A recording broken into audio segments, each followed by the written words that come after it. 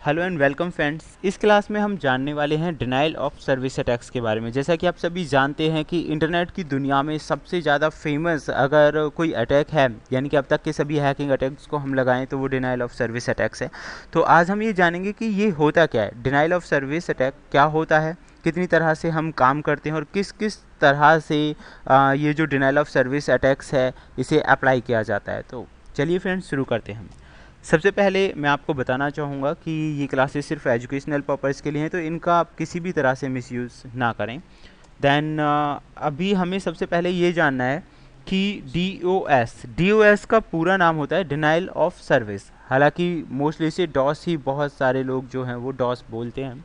And एक और भी होता है डी डॉस। तो दोनों ही अलग चीज़ें हैं, डी डॉस अलग है और डॉस अलग है। तो सबसे पहले हम ये जानेंगे कि डिनाइल ऑफ सर्विस अटैक क्या होता है। Friends, denial of service attack generate होता है जब कोई अटैकर बहुत ज़्यादा ट्रैफिक जनरेट कर देता है किसी भी रिसोर्स पे।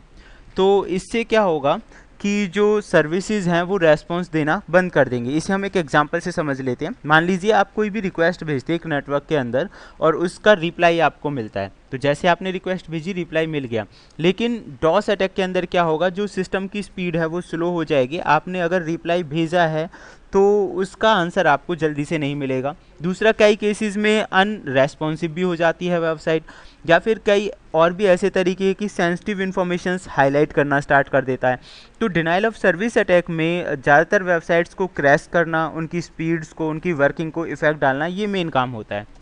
सेकेंडली, जैसा कि आप लोगों ने नाम सुना D DoS. Friends, D DoS होता है distributed denial of service attack. ये होता तो सेम ही है, लेकिन एक बहुत बड़े लेवल पे अगर बहुत ज़्यादा कंप्यूटर्स को इफेक्ट डालना हो तो ज़्यादातर जो अटैकर्स हैं या हैकर्स हैं वो डी डॉस अटैक का इस्तेमाल करते हैं।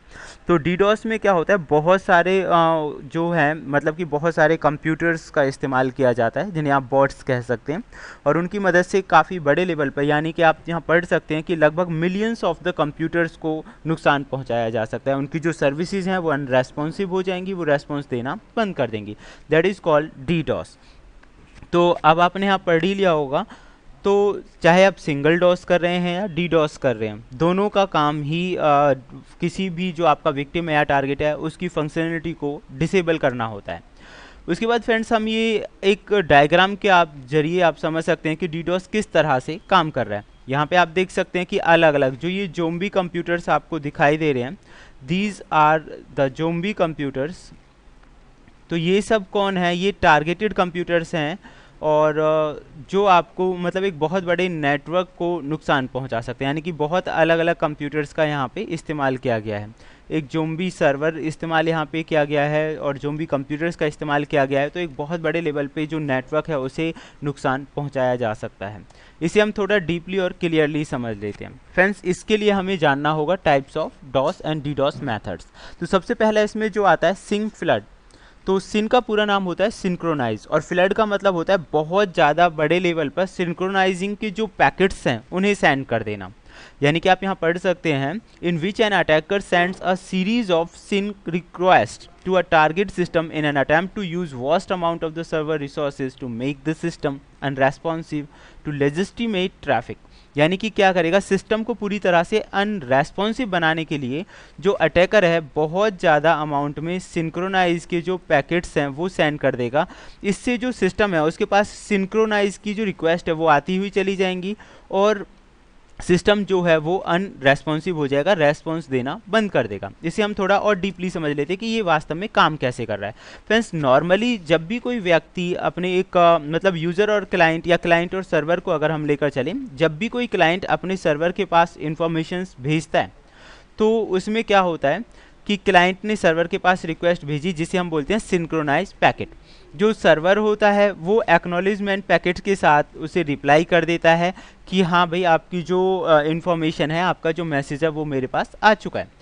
उसके बाद फ्रेंड्स, जो क्लाइंट होता है उसके यहाँ से एक दूसरी रिक्वेस्ट जनरेट होकर जाती है जो उसे बोलता है कि हाँ एवरीथिंग इज़ ओके, और इसी प्रोसेस को 3-वे हैंडशेक के नाम से जाना जाता है। यानी कि सबसे पहले क्लाइंट ने रिक्वेस्ट भेजी, सर्वर ने उसे एक्सेप्ट किया, एक्सेप्ट करने के बाद सिंक और यानी सिंक्रोनाइज और एक्नॉलेजमेंट भेजा कि हाँ आपका जो इन्फॉर्मेशन है वो आ चुकी है। उसके बाद क्लाइंट की तरफ से एक्नॉलेजमेंट पैकेट जाता है और इस तरह से जो कनेक्शन है वो बन जाता है, कनेक्शन इस्टेब्लिश हो जाता है और उसके बाद डेटा शेयरिंग स्टार्ट हो जाता है एक जगह से दूसरी जगह। दैट इज कॉल्ड 3-वे हैंडशेक।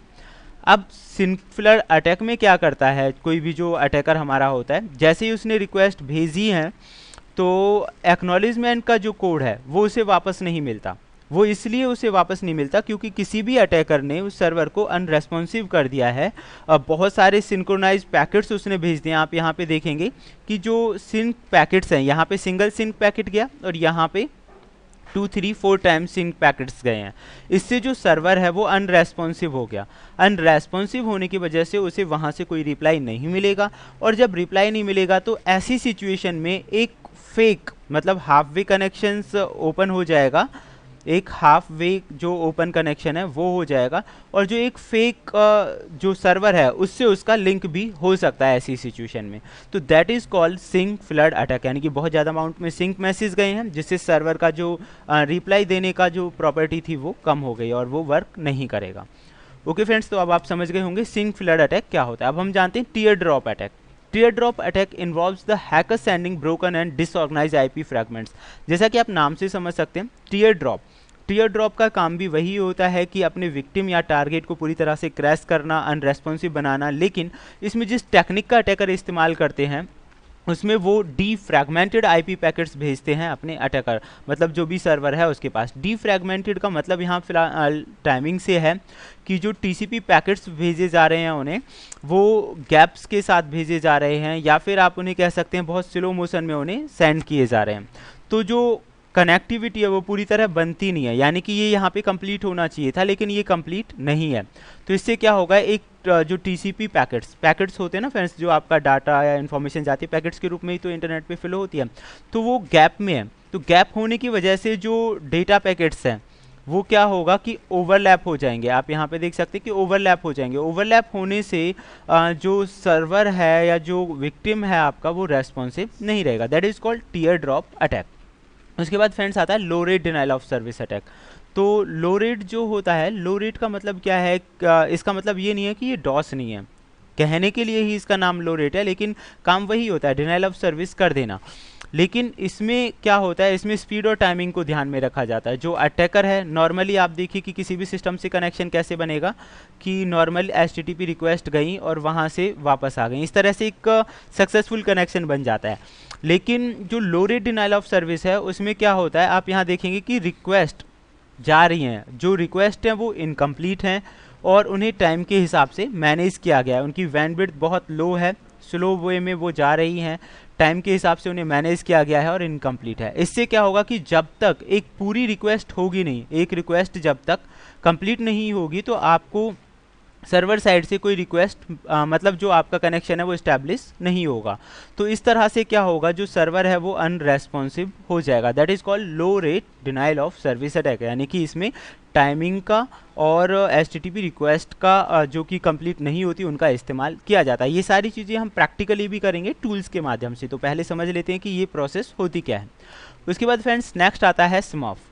स्मफ में क्या होता है, आप यहाँ देख सकते हैं कि लगभग ये जो अटैक्स होते हैं इनमें इंटरनेट कंट्रोल मैसेजिंग प्रोटोकॉल का इस्तेमाल किया जाता है। मोस्टली पिंगिंग आप कह सकते हैं कि एक जो आपका होस्ट होता है उसकी एक लिमिट होती है कि कितने कंप्यूटर्स को हैंडल कर सकता है। तो लगभग 255 होस्ट को वो हैंडल कर सकता है एक जो आईपी होता है। लेकिन इसमें अटैकर क्या करता है, एक ही बार में 255 रिक्वेस्ट जो होती है क्लाइंट साइड से वो भेज देता है। तो जितनी उसकी लिमिट है उससे ज़्यादा तो उसके पास रिक्वेस्ट सेंड हो गई। तो ऐसी सिचुएशंस में रिक्वेस्ट जाने के बाद जो आपका मेन नेटवर्क होता है वो अनरेस्पॉन्सिव हो जाता है और आप जो स्पीड होती है वो स्लो डाउन हो जाती है नेटवर्क की। तो that is called smurf attack. उसके बाद फ्रेंड्स हम बात करेंगे peer to peer attack. Peer to peer attack में क्या होता है कि आप सभी जानते हैं कि एक नेटवर्क में बहुत सारे जो कंप्यूटर्स जुड़े होते हैं, वो सारी जो कंप्यूटर्स होते हैं उन्हें हम नोड्स बोलते हैं, पीयर्स बोल सकते हैं। ये सब पीयर्स हैं एक नेटवर्क में जो जुड़े हुए हैं। तो पीयर टू पीयर अटैक्स में जो अटैकर होता है वो किसी भी एक पीयर के पास यानी किसी भी एक नोड के पास अपना जो मैलिशियस कोड है या रिक्वेस्ट है वो सारी चीज़ें भेज देगा।